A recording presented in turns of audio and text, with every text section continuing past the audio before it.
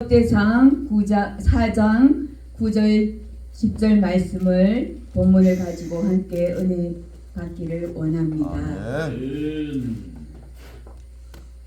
야베스는 그 형제보다 존귀한 자라. 그 어미가 이름하여 야베스라 하였으니 이는 내가 수고로이 낳았다 함이었더라. 야베스가 이스라엘 하나님께 아뢰어 가로되 원컨대 주께서 내게 복에 복을 더하사 나의 지경을 넓히시고 주의 손으로 나를 도우사 나로 환난을 벗어나 근심이 없게 하옵소서 하였더니 하나님이 그 구하는 것을 허락하셨더라. 아멘. 네, 우리 기사연 모든 주의 종들과 또 지교회의 또 갈매산 기도원장님 또 교회 교인들 모두에게 이 기도가 응답되어지는 그러한 2024년도가 되도록 축복합니다. 아멘. 네, 오늘 야베스가 과연 누구이길래 이러한 축복을 하나님께 받았는가를 함께 나누어 보고자 합니다. 먼저 역대상 4장의 1절 말씀에 유다의 아들들은 베레스와 헤스론과 갈미와 훌과 소발이라 이렇게 나옵니다. 유다의 계보를 설명하면서 베레스가 등장을 합니다. 유다의 며느리 다말이 유다로 말미암아서 베레스와 세라를 낳습니다. 이 둘은 쌍태, 즉 쌍둥이입니다. 그런데 베레스가 동생을 제치고 먼저 터져 나왔다고 해서 베레스가 되었습니다. 이 유다와 다말의 이야기는 창세기 38장에 아주 상세하게 나옵니다. 베레스의 아들은 헤스론과 하물이요 헤스론이 낳은 아들은 여라무엘과 람과 글루베라. 람은 암미나답을 낳고 암미나답은 나손을 낳고 나손은 유다 자손의 방백이며 나손은 살마를 낳고 살마는 보아스를 낳고 이렇게 쭉 예수님의 족보가 이어져 나옵니다. 예수님의 계보가 유다의 며느리 다말을 통하여서 이어지는 것으로 보아서 오늘의 주인공은 베레스로 추정이 됩니다. 예수님의 족보를 살펴보면 정말 어떻게 이러한 혈통에서 태어나셨나 좀 의문이 듭니다. 그렇습니다. 인간에게선 선한 것이 없습니다. 불완전한 존재가 인간이요 사람입니다. 저 목사 왜 저래, 저 장로 저 권사 왜 저래 이렇게 할 거 없습니다. 우리 모두는 다 인간이기에 타고난 원죄가 있습니다.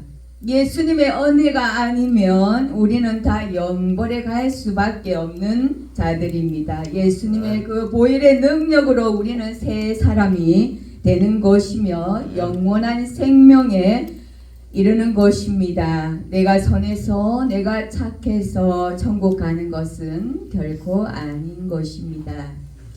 야베스란 인물에 대하여 성경은 오직 본문 9절 10절에서만 나오고 있지만 이 짧은 구절에서 그의 위대한 신앙을 엿볼 수 있습니다. 그의 이름이 의미하기를 그는 고통의 아들.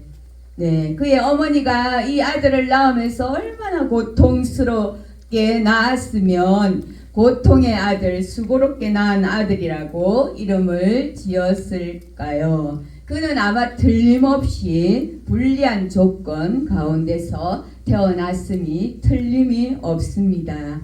그러나 이 모든 악한 조건 속에서 하나님을 원망하지 아니하고 기도하였으며 목청 높여 부르짖어서 기도하였던 것입니다. 이 부르짖음은 그가 하나님을 이스라엘의 하나님으로 인정하는 행위입니다. 특히 그의 기도 중에서 이스라엘의 하나님이란 말은 곧 언약의 하나님이며 야곱이 하나님과 실험을 하여서 받은 축복의 이름인 것입니다. 이처럼 하나님께서 야곱에게 축복하시고 언약하셨던 것처럼 자기에게도 그렇게 하실 것이라고 확신을 하고 부르짖었던 것입니다.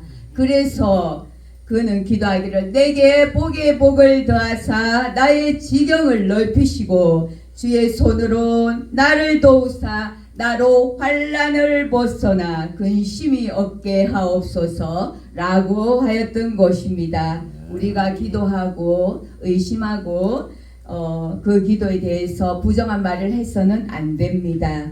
조금도 그 기도에 대해서 하나님이 듣고 계신 것을 늘 기억해야 합니다. 결코 부정적인 생각을 해서는 안 된다는 것입니다. 예레미야 33장 2절에 이를 행하는 여호와 그것을 지어 성취하는 여호와 그 이름을 여호와라 하는 자가 이같이 이르노라. 너는 내게 부르짖으라. 내가 내게 응답하겠고 내가 알지 못하는 크고 비밀한 일을 내게 보이리라고 말씀합니다. 그의 기도 속에서 조금도 의심을 찾아볼 수가 없습니다. 그는 언약의 하나님의 신실성을 확신하였습니다. 뿐만 아니라 하나님은 축복의 하나님인 것을 확신하고 있던 것입니다. 또 그는 하나님의 능력으로 자기의 모든 악조건들을 극복할 수 있을 것이라고 확신을 하였던 것입니다. 그 결과대로 그가 구한 대로 응답을 받은 것입니다. 믿음으로 하나님께 구했을 때 그는 자신의 고통을 극복하고 넓은 지경을 차지하였을 뿐만 아니라 그 어떤 형제보다 존귀한 자로 인정받은 것입니다. 참된 성도는 자신의 어떠한 환경도 탓하지 아니하고 오직 말씀으로 언약하신 하나님의 그 약속을 확신을 하고 그분께 부르짖음으로 응답받는 삶을 살아가야 된다는 것을 오늘 깨닫게 됩니다. 아멘. 야베스는 그 형제보다 존귀한 자라고 지어 있습니다. 많은 사람이 이 세상을 살아가고 있지만 그 많은 사람들이 모두가 다 존귀한 자로 인정받는 것은 결코 아닙니다. 어떤 이는 상상도 못할 존귀함을 받는가 하면 또 어떤 이는 또 비천하게 살아가기도 합니다. 우리 크리스찬도 역시 마찬가지일 것입니다.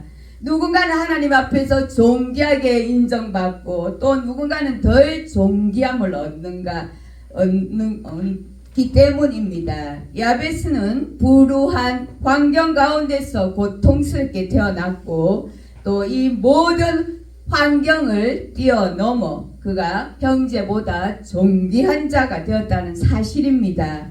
그러면 왜 야베스는 이렇게 존귀함을 받을 수 있었던 것일까요? 그 첫 번째 그는 인내를 하였다는 것입니다. 인내하는 신앙인이라는 것입니다. 야베스의 어머니는 매우 고통 가운데서 그를 낳았다고 하였습니다. 야베스의 그 존귀함은 고통과 수고의 결과였으며 이 모든 것을 참아낸 한 여인의 인내 때문인 것입니다. 로마서 8장 18절에 생각컨대 현재의 고난은 장차 우리에게 나타날 영광과 좋게 비교할 수 없도다고 말씀하고 있고 8장 25절에는 만일 우리가 받지 못하는 것을 바라면 참음으로 기다릴지니라고 말씀하고 있습니다. 주님께서는 환난 중에 참으라고 하십니다.